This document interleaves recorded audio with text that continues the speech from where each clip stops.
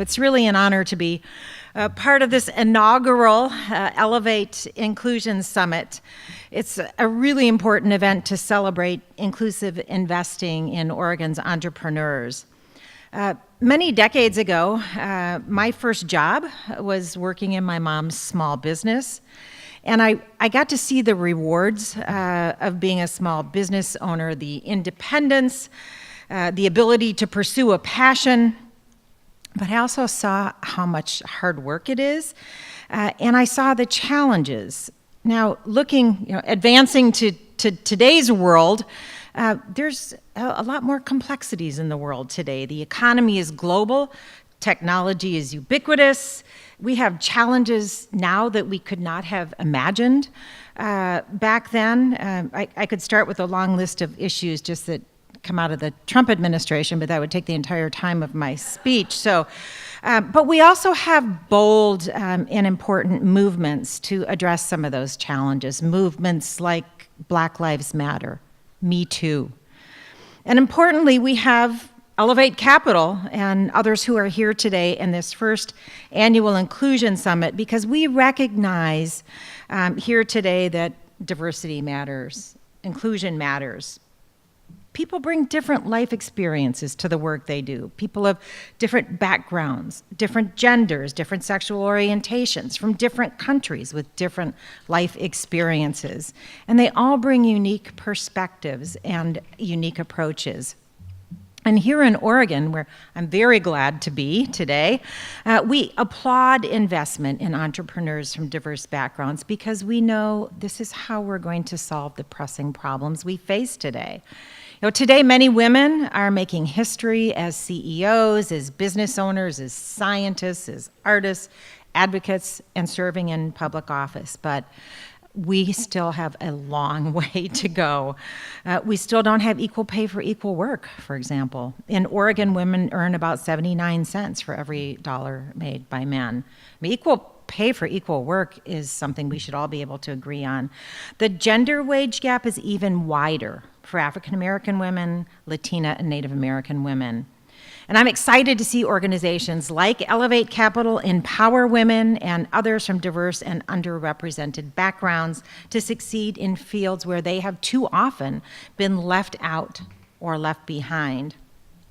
And those who are here today know that entrepreneurs are a really critical part of our community and our economy. Capital investment and mentoring are both good for entrepreneurs and good for our economy. And I did a lot of work when I was in Salem in the state legislature with Business Oregon on boosting entrepreneurs and helping small businesses gain access to capital. And it's something I'm committed to continuing. So with all that's happening here, both in the private sector and at the state and local level, what can Congress do? Well, federal policy does intersect in many areas, but especially, as you heard in Nitin's introduction, my passion, education, and the workforce. So I do serve on the Education and Workforce Committee, where our goal is to prepare our students today for the workforce of today and the jobs of tomorrow, jobs that sometimes we can't even conceive of now because it's advances that we can't imagine. We need schools that are going to prepare the next generation of creative and innovative thinkers. That's one of the reasons why I co-founded and co-chair the Congressional STEAM Caucus, which is about integrating arts and design into science, technology, engineering, and math. So we can nurture creative thinking, imagination, and ability to think critically. I tour businesses a lot, businesses of all sizes here in Northwest Oregon, and I know that a workforce of critical thinkers who can communicate effectively is really important. I've never had a business owner say, I'm looking for a really good test taker, right? That's just not what is needed in the world today. So STEAM is helping to keep especially young women and students of color engaged and prepared for the workforce. We had a great briefing with with our a caucus that deals with the historically black colleges and universities, with the STEAM caucus, and talking about how we can educate people to be creative and innovative.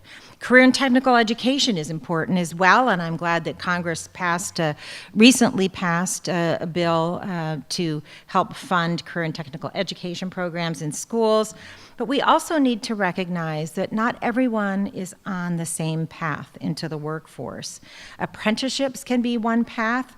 I have a bipartisan Partners Act that's going to help small and medium-sized businesses establish more apprenticeships.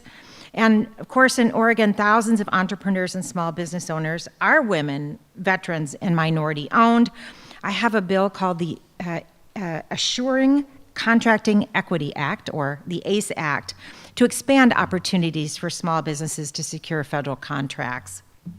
It would raise the Small Business Administration's goals for a range of businesses that have historically been less likely to secure government contracts, and redirect up to $10 billion every year to the nation's smallest companies, giving entrepreneurs a chance to expand their businesses. And I'm hoping we can get that over the finish line. Another area where I'm working with several members of Congress is to update the federal innovation agenda. 10 years ago, actually almost 11 years ago now, the Congress passed an innovation agenda that desperately needs to get updated.